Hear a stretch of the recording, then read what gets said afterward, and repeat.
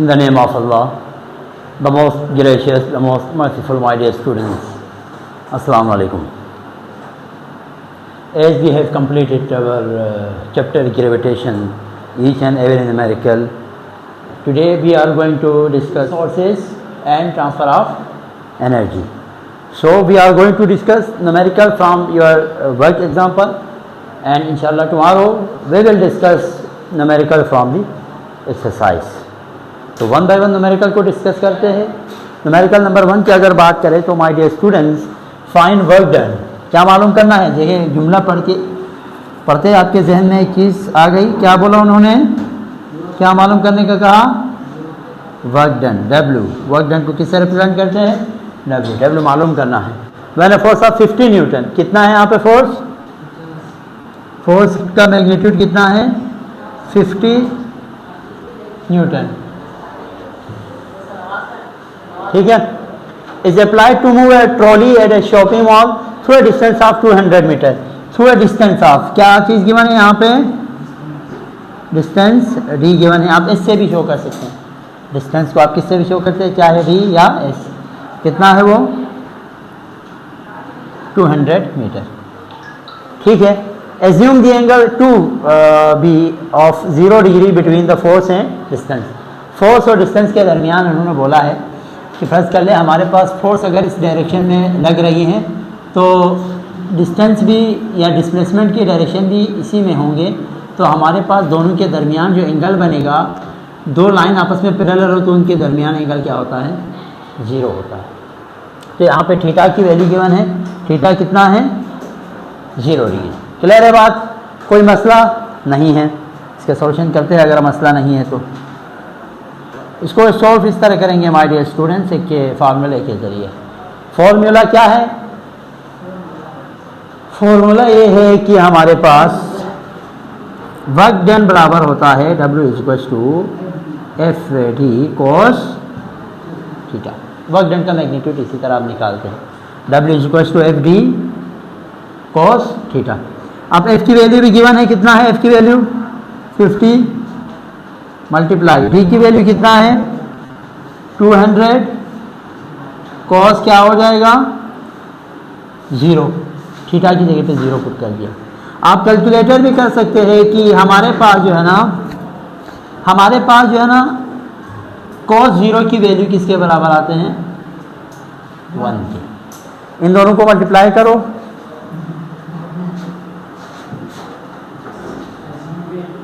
इन दोनों को मल्टीप्लाई करो 10,000। ठीक है। इसकी वैल्यू क्या आई? 10,000। वर्क का यूनिट है जूल। वर्क को किस में मेजर करेंगे आप? जूल या न्यूटन मीटर में भी आप मेजर कर सकते हैं, जूल या Newton metre.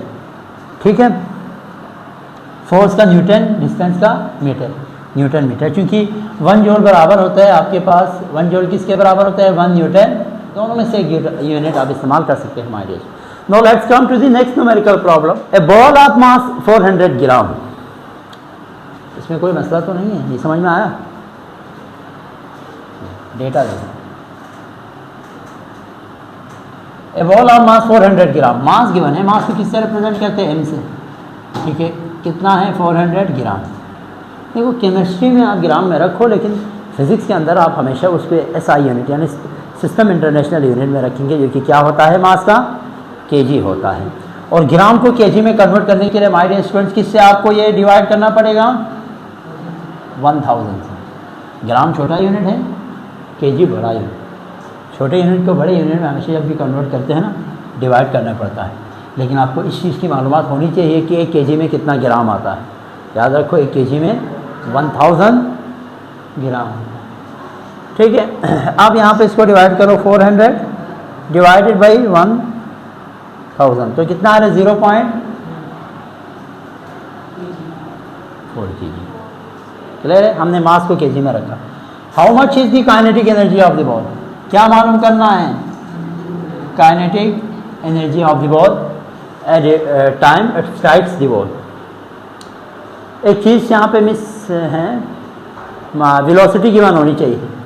A ball of mass 400 gram strikes the wall of velocity 4 metre पर सेकेंड, देखो यहाँ पे गिवन है वेलोसिटी कितना है 4 मीटर पर, बस हमारा काम हो जाएगा। ठीक है, काइनेटिक एनर्जी निकालने के लिए दो चीज़ें चाहिए, एक मास एक वेलोसिटी। तो देखो इसका सॉल्यूशन यहाँ पे करेंगे हम, इसको सॉल्व इस तरह करेंगे आप।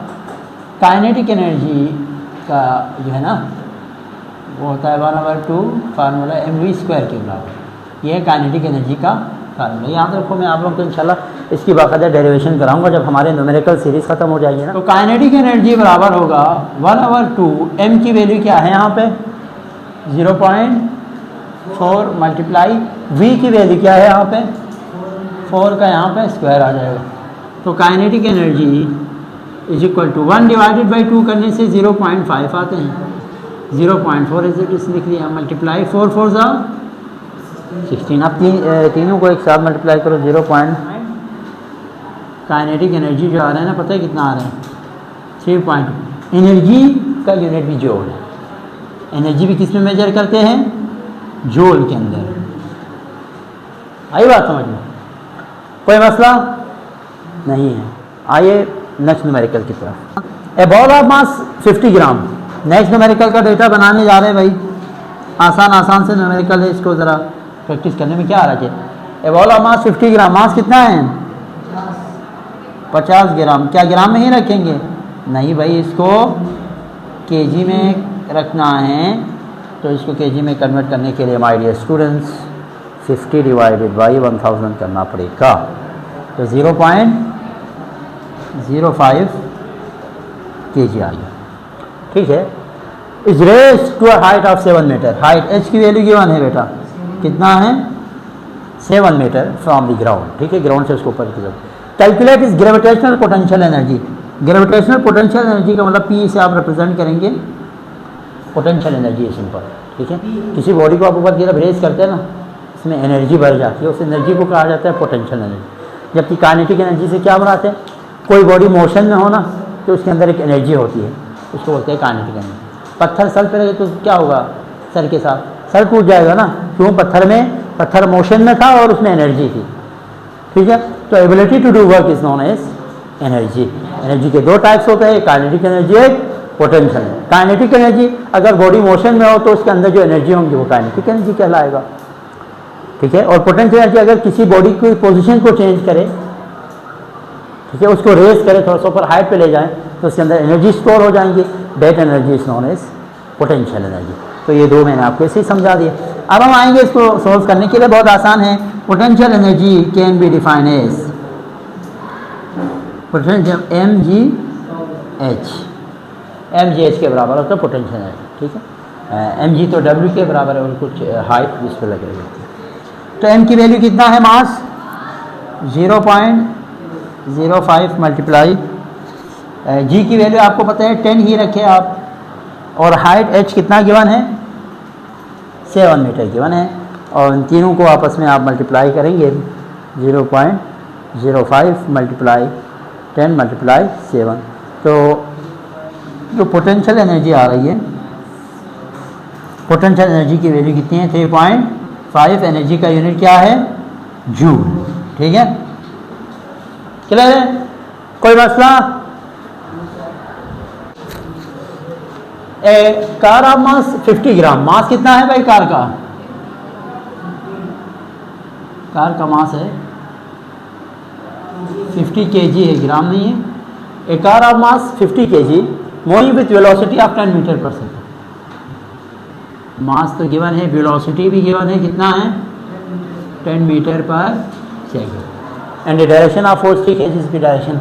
कैलकुलेट इज काइनेटिक एनर्जी, क्या मालूम करना है kinetic energy.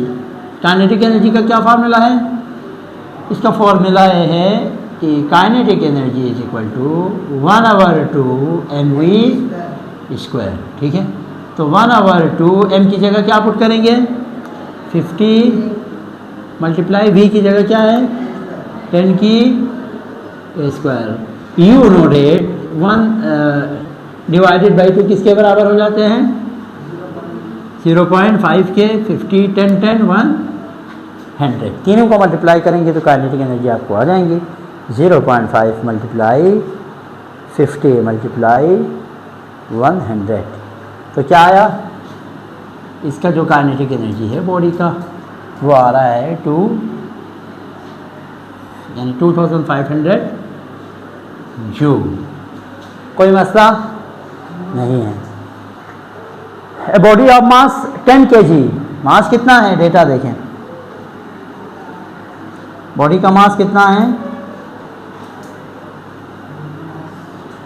10 kg। Its drop from a height of 20 metre, height कितना है